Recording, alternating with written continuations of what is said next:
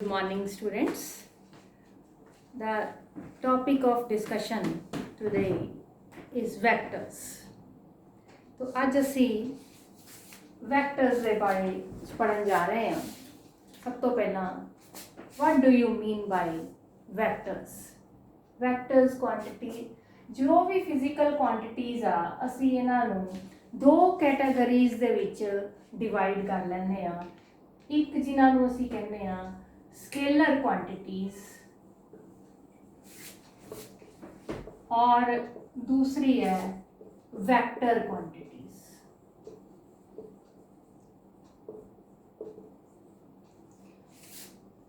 Scalar quantities किन्हां नूं कहने हैं?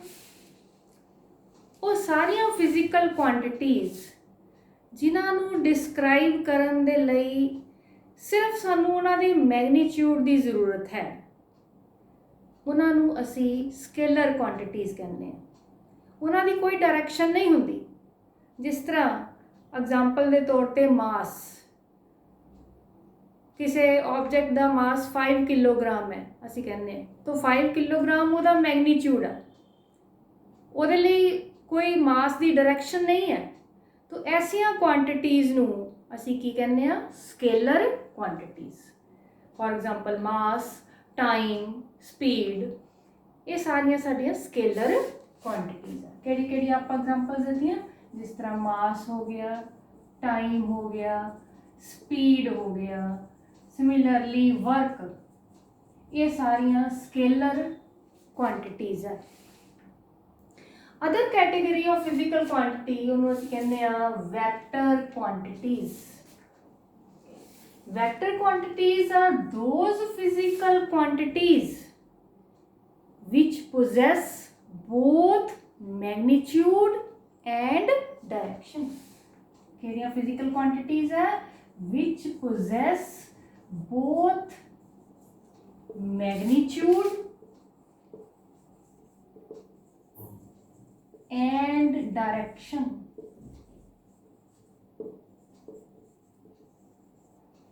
For example, velocity.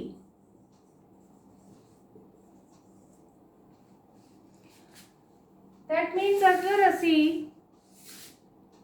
कहिए कि कोई ऑब्जेक्ट 5 मीटर पर सेकंड दे नाल मूव कर रही आ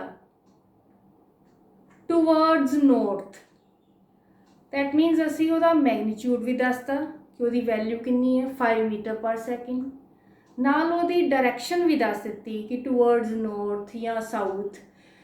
तो that will be termed as velocity. इहदे विच उहदा मैग्नीट्यूड भी शामिल है, उहदी डायरैक्शन भी शामिल है।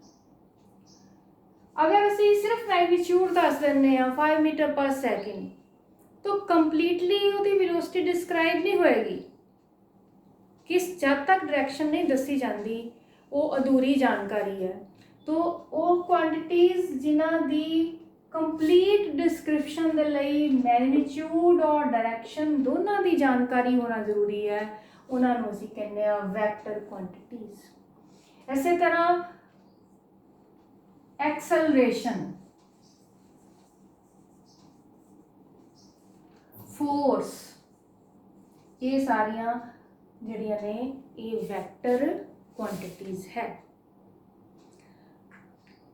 नैक्सट असी ये डिस्कस करांगे कि असी वैक्टर क्वांटिटीज़ नूं रिप्रजेंट किस तरह करते हैं।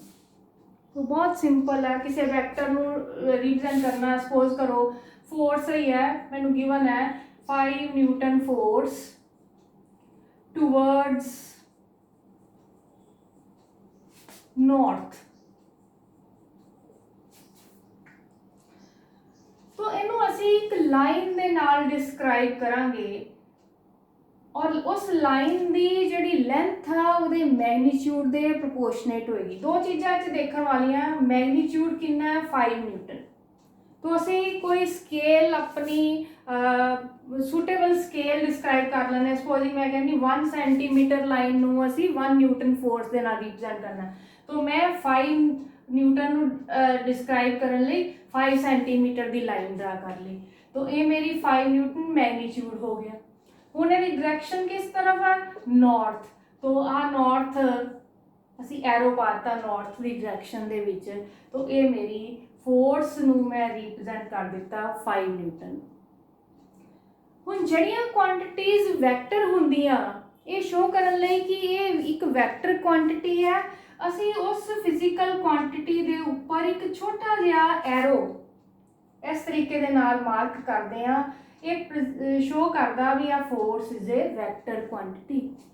वेलोसिटी वैक्टर ਨੂੰ शो करना, ਅਸੀਂ v लिख के ਇਹਦੇ ਉੱਪਰ ਇੱਕ ਛੋਟਾ ਜਿਹਾ ਵੈਕਟਰ ਇਸ ਤਰ੍ਹਾਂ डिस्क्राइब कर देवांगे, ड्रा कर देवांगे। That means velocity is a vector quantity.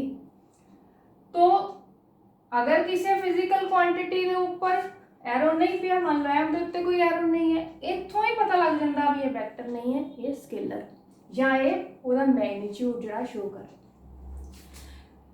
तो दो चीज़ां असीं इहदे विच डिस्कस कीतियां कि वैक्टर नूं डिस्क्राइब करन लई असीं एक लाइन ड्रा करदे हां। जिस तरह लाइन ड्रा कर दित्ती, उस लाइन दी जिहड़ी लेंथ है वो प्रोपोर्शनेट होएगी उहदे मैग्नीट्यूड दे। मैग्नीट्यूड मीनस जिन्ने वड्डे वैक्टर नूं रिप्रेजेंट करना, असीं 5 न्यूटन रिप्रेजेंट किया, मान लो मैं उसे उहदे नाल ही 10 न्यूटन भी ड्रा करने हैं। 5 न्यूटन के लिए मैं 5 सेंटीमीटर लाइन ड्रा की सी, 10 न्यूटन नूं रिप्रेजेंट करना मैं 10 सेंटीमीटर की लाइन डिस्क्राइब कर दी। और एरो जिहड़ा है आ लाइन की डायरैक्शन असीं उस तरीके दे नाल मार्क करनी जिस डायरैक्शन च वैक्टर एक्ट हो रहा है। मान लो आ वैक्टर जिहड़ा है मेरा west direction they which point कर रहा या east direction they which point कर रहा, तो मैं इहदी डायरैक्शन जिहड़ी आ वो एरो जिहड़ा उस डायरैक्शन दे विच मार्क कर देंगे। तो दो चीज़ां, वैक्टर नूं लिखना है, शो करना है, उहदे उपर एक छोटा जिहा एरो मार्क कर दिओ, उहनूं ड्रा करना है, जिन्नी वही मैग्नीट्यूड है वो प्रोपोर्शनेट सूटेबल लेंथ की लाइन ड्रा करो और उस लाइन के उत्ते एक एरो मार्क करो उन जड़ा कि वैक्टर की डायरैक्शन च पॉइंट करता होएगा। यह जी बैक साइड है इनू असीं कहने हैं tail of the vector. Arrow head नूं इनू आपां जड़ा है उहदा एरो हैड दे नाम नाल डिस्क्राइब करते। नैक्सट आ ये हो गया वैक्टर क्वांटिटीज कहते किनू आ और असीं उसनूं रिप्रेजेंट किस तरीके दे नाल करते।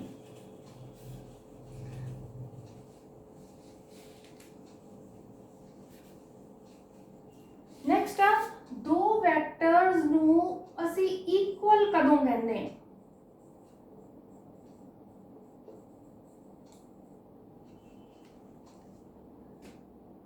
वैक्टर दे विच दो चीज़ां, एक उहदा मैग्नीट्यूड और एक उहदी डायरैक्शन।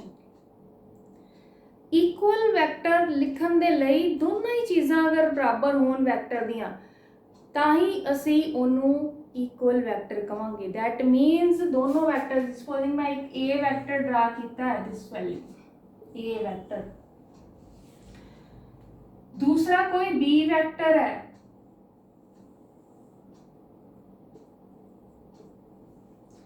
इन्हां दोनों दे लाइन की लेंथ बराबर लई है। दैट मीनस इन्हां दा मैग्नीट्यूड बराबर है। तुसीं देख सकते हो इन्हां दोनों की डायरैक्शन भी सेम आ, ये दो वैक्टर्स बराबर गिने जाएंगे। That means vector A is equal to vector B. अगर दोनों विचों एक भी चीज़ डिफरेंट है तो उन्होंने असीं अनइक्वल वैक्टर कहांगे। दैट मीनस अगर वैक्टर की लेंथ तो बराबर है लेकिन उसकी डायरैक्शन जी है, मान लो दूसरा वैक्टर उसकी डायरैक्शन कोई होर है, आ ए वैक्टर है, आ दूसरा कोई बी वैक्टर है, तुसीं देख सकते हैं वैक्टर की जो मैग्नीट्यूड तो बराबर है लेकिन इन्हां दी डायरैक्शन अलग अलग डायरैक्शन च पॉइंट कर रहे हैं। That means here A vector is not equal to B vector. On the other hand दो वैक्टर जिन्हां दी डायरैक्शन सेम आ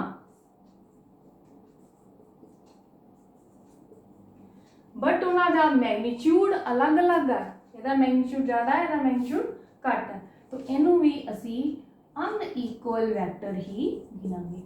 तो वैक्टर्स दे बराबर होने लई दो शर्तां कि मैग्नीट्यूड भी बराबर होवे ते दूसरा उहदी डायरैक्शन भी सेम हो। दोनों चो एक भी चीज़ अलग है ਉਹਨਾਂ ਨੂੰ ਅਸੀਂ ਇਕੁਅਲ ਵੈਕਟਰ ਨਹੀਂ ਕਹਾਂਗੇ। Next is negative vectors.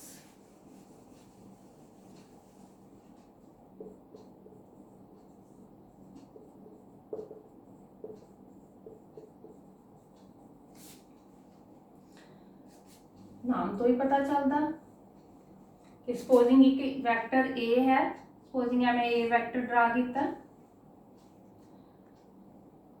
ए का नेगेटिव मीनस माइनस ए का मतलब आ ओदी डायरेक्शन जिहड़ी है वो ओपोजिट है बट ओदा मैग्नीट्यूड बराबर है। This is minus A. Magnitude दोनों का ही सेम आ ए, पर उन्होंने डायरेक्शन एक ईस्ट वाल पॉइंट कर रही है, दूसरी वैस्ट वाल पॉइंट कर रही है, तो इनू असी नैगेटिव वैक्टर का नाम देवांगे। वैक्टर नोटेशन तो बाद असी इक्वल वैक्टर कदों कंसीडर करने हैं, अनइक्वल कदों है, नैगेटिव कदों है, ये चीज़ां सीखण तो बाद असी अपने मेन टॉपिक अज दे ते आने आ, वो है कि असी वैक्टर्स नू अगर दो वैक्टर्स नू ऐड करना है तो किस तरीके दे नाल ऐड करना।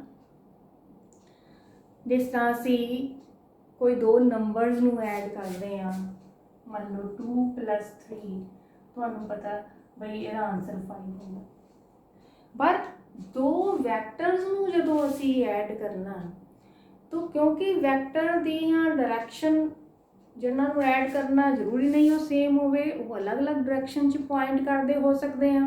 जिस तरह मैं एक एग्जांपल तुहानू दवां, सपोजिंग एक 2 न्यूटन फोर्स आ वो इस डायरेक्शन दे विच एक्ट हो रही है, सपोजिंग एक 3 न्यूटन फोर्स आ जिहड़ी 2 न्यूटन है, दूसरी 3 न्यूटन फोर्स है जिहड़ी ओपोजिट डायरेक्शन च एक्ट हो रही है।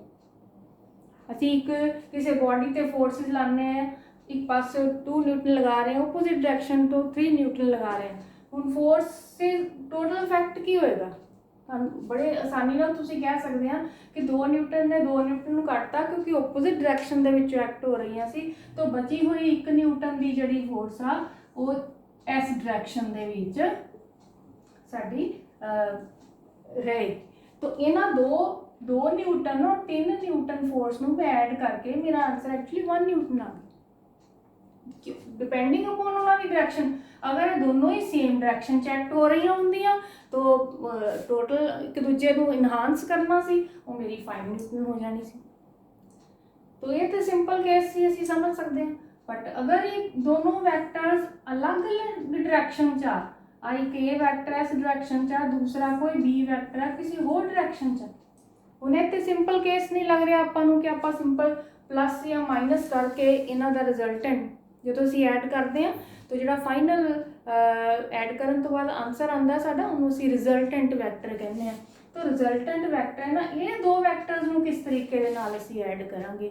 सानूं मान लो फोर्स हो गए अलग अलग दिशा च लग रही हैं, उस बॉडी ते टोटल फोर्स हुण कितनी लगेगी कि इफैक्टिव फोर्स होएगी, उन्होंने फाइंड आउट करना असीं कहने रिजल्टेंट वैक्टर फाइंड आउट करना।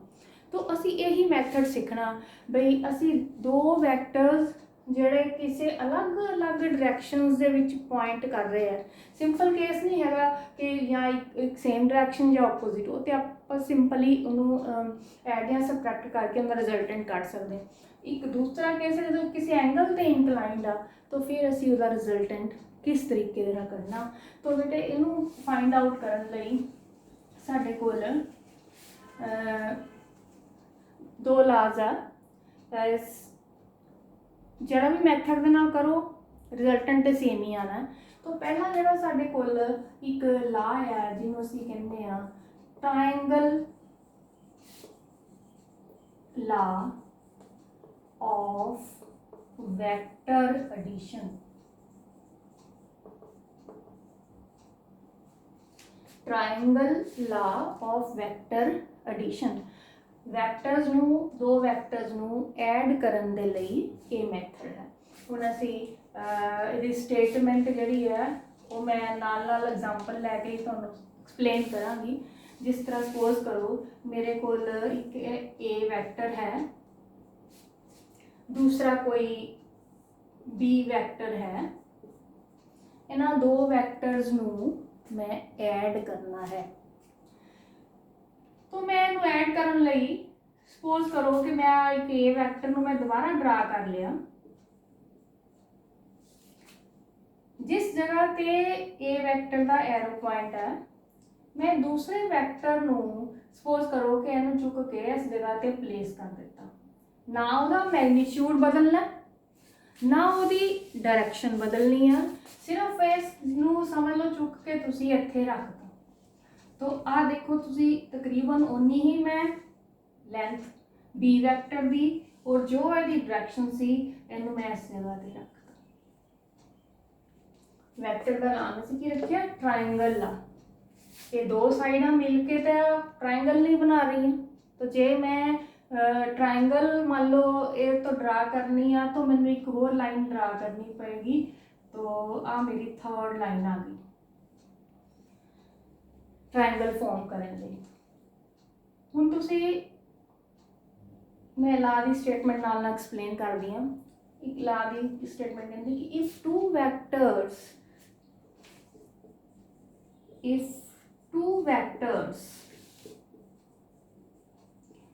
can be represented, दो वैक्टर्स नूं असीं रिप्रेजेंट कर सकते हैं by the two sides of a triangle। किसी ट्रायंगल दियां दो साइडां दे नाल रिप्रेजेंट कर सकीए। ब्रैकेट च मैं लिख दिंदी आ बोथ इन मैग्नीट्यूड, मतलब रिप्रेजेंट करना भी मैग्नीट्यूड भी वही रहे और डायरेक्शन भी उन्होंने सेम ही रहे। And direction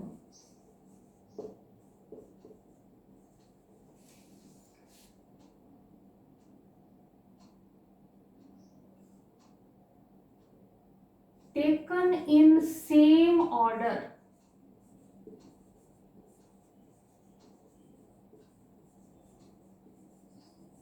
same order mean जिथे ए खत्म होया सी उत्थे बी ड्रा किया तो ये एक ऑर्डर बन गया ना, इस तरह चलने आ बी इधर टेकन इन सेम ऑर्डर। ये असं हले सिर्फ रिप्रेजेंट किया, रिजल्टेंट की गल नहीं की। हुण असीं लिखांगे then the resultant, both in magnitude and direction तो बाद ब्रैकेट इत्थे क्लोज कर दी। Then the resultant is represented by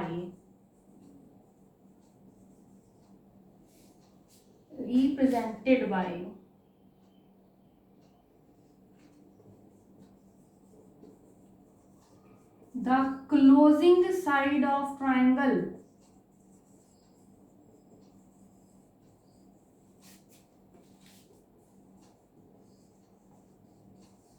closing side केड़ी है, अज तक तुसीं देखिया मैं क्लोज कर दी। क्लोजिंग साइड ऑफ ट्रायंगल इत्थे भी आ जाना both in magnitude,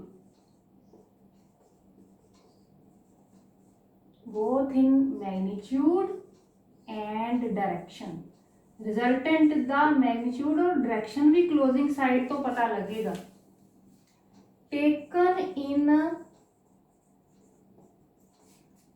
opposite order,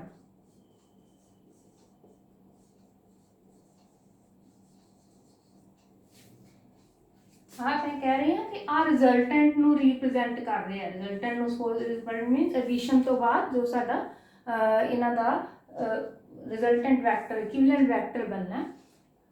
J vector है तो ये डायरेक्शन भी मार्क करनी पएगी। डायरेक्शन केड़ी लैनी है, अजे तक असीं कोई डायरेक्शन नहीं इत्थे मार्क कीती। इत्थे आंसर दिता रिजल्टेंट जिहड़ा है वो तीसरी साइड दे नाल रिप्रेजेंट होना, क्लोजिंग साइड नाल रिप्रेजेंट होना और वो डायरेक्शन केड़ी होएगी टेकन इन ओपोजिट ऑर्डर।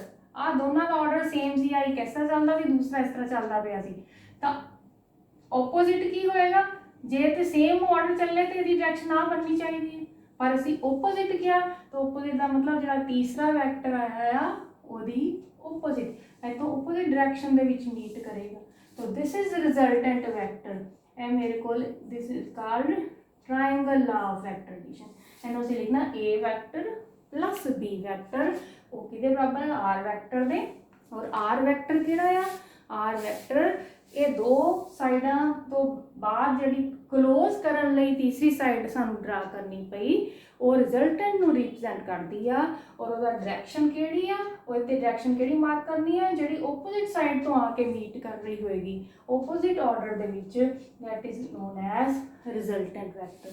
तो मैं मान लो इनू पॉइंट मार्क करना इनू ओ ए बी हूँ तुसीं इनू डेफिनेशन में जो समझ चुके हैं तो मैं इनू इत्थे लिख सकती हाँ किहड़ा किहड़ा वैक्टर सी पहला ओ ए वैक्टर जिहदा नाम मैं रखिया सी ए ओ ए वैक्टर प्लस दूसरा वैक्टर किहड़ा सी ए तो बी वाल नूं तो that means A B vector और ये किते बराबर आया डायरेक्शन के हिसाब से नाम रखना ओ तो शुरू होया टेल तो शुरू करके एरो वाल ओ बी वैक्टर। तो this is triangle law of vector addition. एक होर मैथड है वैक्टर सम फाइंड आउट करन दा एक तीसरा अनदर लॉ आ उन्होंने असीं कहने आ parallelogram law of vector addition.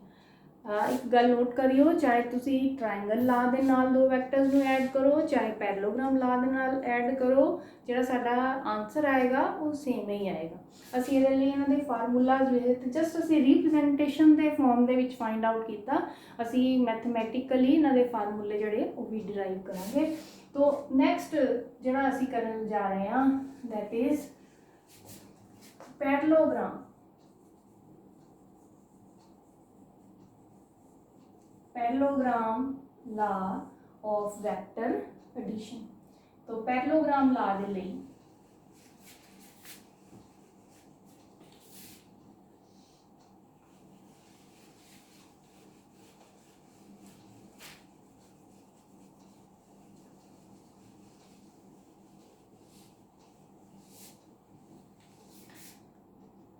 है बेसिकली वही चीज़ है लेकिन सपोजिंग कई बारी फिजिक्स के विच सानू कोई इस तरह की प्रॉब्लम फेस करते हैं असी कोई इस तरह साडी डेरिवेशन आ जाती है जिथे मान लो दो वैक्टर्स इक्को ही पॉइंट ते एक्ट हो रहे हैं तो असी हुण उत्थे ही उन्हां दा रिजल्टेंट फाइंड आउट करना जिस तरह दो फोर्सिस इकट्ठियां इक्को जगह ते लग रही हैं तो असी एक वैक्टर नूं चुक के दूजी जगह ते रख के फिर रिजल्टेंट कढीए असी उत्थे ही पै दा रिजल्टेंट कढना वो किस तरह कढना। मान लो एक पॉइंट आ ये ते दो वैक्टर इकट्ठे एक्ट हो रहे हैं मान लो मेरे को ए वैक्टर आ दूसरा जो बी वैक्टर है वो भी ऐसे ही पॉइंट पे एक्ट हो रहे इस जगह पे ही मान लो दो फोर्सिस लग रही हैं एक इधर नूं लगती पई है दूसरी इस डायरेक्शन से लगती पई है तो असी इत्थे पे दा इहदा रिजल्टेंट जिहड़ा है वो फाइंड आउट करना तो उहदे लई ला है पैरेललोग्राम ला। हुण तुहानूं पता पैरेललोग्राम दी कितनियां साइड्स हुंदियां 4 साइड्स हुंदियां और ओहदियां जिहड़ियां ऑपोजिट साइड्स हुंदियां वो एक दूजे दे पैरेलल है। तो मैं एक जिस तरह असी ज्योमैट्री च मैथ से कंस्ट्रक्शन करते हैं मैं इस तो दो लाइनां पैरेलल ड्रा करके एक पैरेललोग्राम बनाने की कोशिश कर इन्हां दो वैक्टर्स नूं नहीं छेड़िया सी इहदे पैरेलल लाइन इत्थे ड्रा कर लई ए दे पैरेलल उपर ड्रा कर लई हुण पैरेललोग्राम बन गई। पैरेललोग्राम में दो डायगोनल होंदे आ एक डायगोनल पैरेललोग्राम दा आ दूसरा इधर नूं डायगोनल होएगा। तो इहदा जिहड़ी हुणे गल डेफिनेशन नाल मैं एक्सप्लेन करनी है तो बेटा जिहड़ा मान लो मेरे को ओ ए बी सी इनू लिख लो सी इसनू बी लिख लो क्योंकि ओ बी वैक्टर है।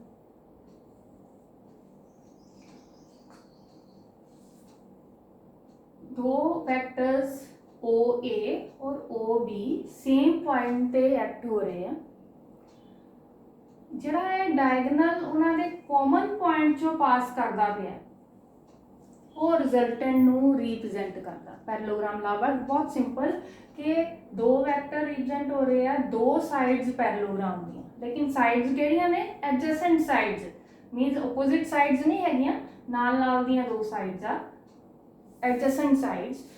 तो जो रिजल्टेंट होएगा वो की है? Resultant is represented by the diagonal of the parallelogram.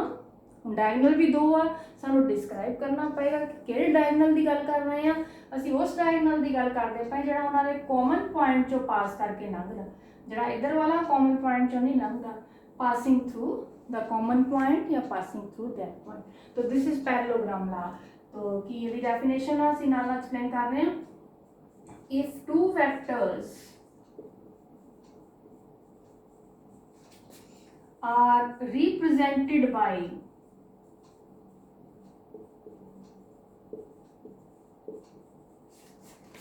two adjacent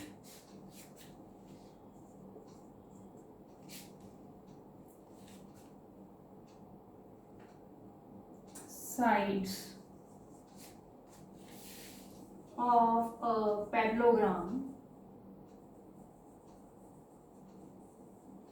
adjacent नाल असी इत्थे फिर वही लाइन लिख देनी है ਜਿਹੜੀਆਂ दो वैक्टर्स ਨੂੰ दो साइड ਦੇ ਨਾਲ रिप्रेजेंट ਕੀਤਾ ਆ ਉਹ both in magnitude and direction. ਇਹਨੂੰ ਅਸੀਂ वर्ड कंप्लीटली भी लिख ਲੈਣੇ। कंप्लीटली ਦਾ मतलब magnitude and direction both in magnitude and direction.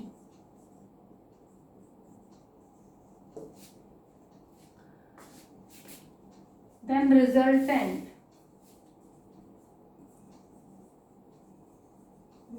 केड़ा?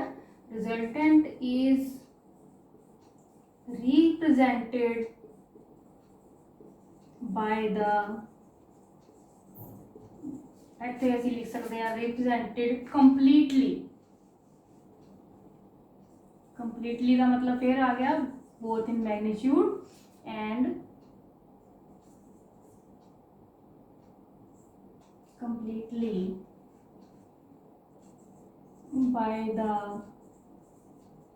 diagonal of the parallelogram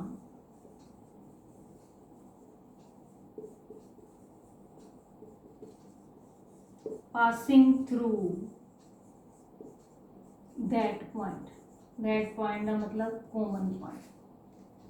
तो ये डायगोनल जड़ा है वो रिजल्टेंट नू डिस्क्राइब करता है कंप्लीटली। तो हुण असी उस तरह इस तरह पहले लिखिया सी रिजल्टेंट आ, तो किस तरह लिख सकते हैं? किहड़े किहड़े वैक्टर का सम लिया असी? ओ ए वैक्टर का लिया, दूसरा किहदा लिया? ओ बी वैक्टर का लिया, और मेरा रिजल्टेंट की आया है? ओ सी। तो चाहे ट्रायंगल ला ना करो चाहे पैरेललोग्राम ला ना करो, रिजल्टेंट अगर दो वैक्टर असी सेम लए आ उन्हां दा रिजल्टेंट भी वही आएगा, डायरेक्शन भी सेम आएगी। तो this is parallelogram law of vector addition. इहदे लई भी असी मैग्नीट्यूड दे लई डेरिवेशन करांगे। सब तो पहला असी जिहड़े तीनों मेन लाज है उन्होंने समझ लईए।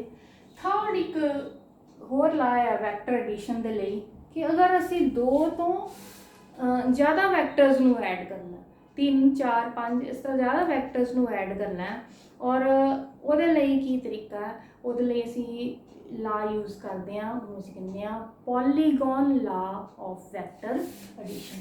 तो पैरेललोग्राम ला और ट्रायंगल ला ये दोनों ही ला जिहड़े सी इहदे विच दो वैक्टर्स नू ऐड कीता सी, जिस तरह वैक्टर ए लिया दूसरा वैक्टर बी लिया और एक रिजल्टेंट वैक्टर आ गया। हुण नैक्सट है polygon law of vector addition. तो पॉलीगॉन दे विच दो वैक्टर्स दा सम नहीं लेना, ये नंबर ऑफ वैक्टर्स 3 4 5 ज़्यादा वैक्टर्स हो सकते हैं। सपोजिंग मेरे को एक क्या वैक्टर है, दूसरा कोई वैक्टर है दिस मच, थर्ड कोई वैक्टर है सपोजिंग सी वैक्टर, इन्हों मैं ऐड करना 3 4 5 ज़्यादा भी हो सकते हैं। 2 ਤੋਂ ਜ਼ਿਆਦਾ ਹੋਣਗੇ ਤਾਂ ਪੋਲੀਗਨ ਲਾ ਲੱਗੇਗਾ। ਠੀਕ ਹੈ, तो ਅਸੀਂ 3 ਲੈ ਲਏ ਇੱਕ ਐਗਜ਼ਾਮਪਲ ਦੇ ਐਕਸਪਲੇਨ ਕਰਨ ਦੇ ਲਈ। ਅਸੀਂ ਇਹ 3 ਵੈਕਟਰਸ ਨੂੰ ਐਡ ਕਰਨਾ। तो ਇਹਦੇ ਲਈ ਅਸੀਂ ਜਿਹੜੀਆਂ 2 ਵੈਕਟਰ ਨੂੰ ਐਡ ਕੀਤਾ ਸੀ, ਜਾਂ ਟ੍ਰਾਇੰਗਲ ਫਾਰਮ ਕੀਤੀ ਸੀ ਜਾਂ ਅਸੀਂ ਪੈਰਲੋਗ੍ਰਾਮ। तो 2 ਤੋਂ ਵੱਧ ਸਾਈਡ ਨੂੰ ਰਿਪਰੈਜ਼ੈਂਟ ਕਰਨ ਦੇ ਲਈ ਫਿਰ ਅਸੀਂ ਪੋਲੀਗਨ ਜਿਹੜਾ ਹੈ ਉਹ ਲਾ ਯੂਜ਼ ਕਰਦੇ ਸੀ। ਪੋਲੀਗਨ ਦੀਆਂ ਸਾਈਡ ਬਣਾਉਣੀਆਂ, ਜਿਸ ਤਰ੍ਹਾਂ ਅਸੀਂ ਇਹ ਵੈਕਟਰ ਲੈ ਲਿਆ, मैं दोबारा ड्रा करता ये वैक्टर बराबर रखना। उस तो बाद जिथे ए बी दा हैड आंदा उत्थे असी बी वैक्टर की टेल रख देनी है। ना मैग्नीट्यूड बदलना, ना असी डायरेक्शन बदलनी। This is B vector. जिथे ਇਹਦਾ हैड आ गया उत्थे मैं थर्ड वैक्टर सी जड़ा है वो प्लेस कर देना है। तो देख लो लगभग सेम है। तो सी वैक्टर ਹੁਣ ਉਸੇ ਤਰ੍ਹਾਂ ਜਿਸ ਤਰ੍ਹਾਂ ਟ੍ਰਾਇੰਗਲ ਤੇ 2 ਸਾਈਡਾਂ ਸੀ ਤੇ ਅਸੀਂ ਕਲੋਜ਼ਿੰਗ ਸਾਈਡ ਕੱਢੀ ਸੀ, ਇੱਥੇ ਵੀ ਅਸੀਂ ਕਲੋਜ਼ਿੰਗ ਸਾਈਡ ਫਾਈਂਡ ਆਊਟ ਕਰ ਲਾਂਗੇ। ਇਹਦੇ ਕਲੋਜ਼ਿੰਗ ਸਾਈਡ ਕਿਹੜੀ ਹੋਏਗੀ? ਜਿਵੇਂ ਇਹਨੂੰ ਤਿੰਨੋਂ ਵੈਕਟਰ ਮੇਰੇ ਹੋ ਗਏ, ਹੁਣ ਲਾਸਟ ਜਿਹੜੀ ਸਾਈਡ ਆ ਮੇਰੀ ਮੰਨ ਲਓ ਕਲੋਜ਼ਿੰਗ ਸਾਈਡ ਹੋ ਗਈ। ਮੈਂ ਪਹਿਲੇ ਵੈਕਟਰ ਦੀ ਟੇਲ ਔਰ ਲਾਸਟ ਵੈਕਟਰ ਦਾ ਹੈਡ ਆਪਸ ਦੇ ਵਿੱਚ ਜੁਆਇਨ ਕਰ ਲਿਆ। तो ਇਹ ਜਿਹੜਾ ਮੇਰਾ ਕਲੋਜ਼ਿੰਗ ਸਾਈਡ ਹੈ ਪੋਲੀਗਨ ਲਾ ਦੇ ਅਕੋਰਡਿੰਗਲੀ, ਇਹ ਮੇਰਾ रिजल्टेंट नू रिप्रेजेंट करेगी both in magnitude and direction. और ये भी वही चीज़ है, असी ओपोजिट ऑर्डर लेना। तुम देखो ए बी तो सी सेम ऑर्डर च चलते पे है, और जो आर वैक्टर है जो सेम ऑर्डर च चलता तो इन्हें इस तरह होना सी, लेकिन ओपोजिट ऑर्डर च मान लो ओ पॉइंट, ए पॉइंट, बी पॉइंट, आ सी पॉइंट आ। तो जो मेरा अगर सेम ऑर्डर चल रहा तो मैं सी ओ लेना सी। हुण ओपोजिट ऑर्डर मीनस ओ सी जिहड़ा है मेरा वो रिजल्टेंट नू रिप्रेजेंट कर रहा। तो मैं इहनूं किस तरह लिखांगी? R vector is equal to A vector plus B vector plus C vector. तो यदि भी असी डेफिनेशन जी है वो लिख लीए नाल एक्सप्लेन करते हुए कि इफ असी पहले डेफिनेशंस लिखिया सी इफ 2 वैक्टर्स, इत्थे लिखना if a number of vectors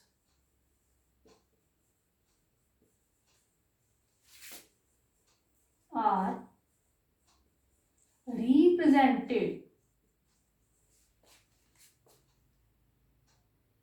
फिर वो डिस्क्राइब जरूर कर दो, both in magnitude and direction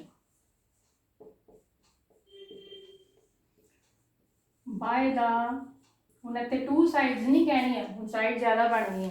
ਬਾय the ਸਿੱਧਾ वर्ड यूज करो, 2 3 ਦਾ ਨਾਮ ਹੀ ਨਹੀਂ ਲੈਣਾ। By the sides of the triangle, sides of the polygon, not triangle, sides of the polygon। आ जी साइड्स लिया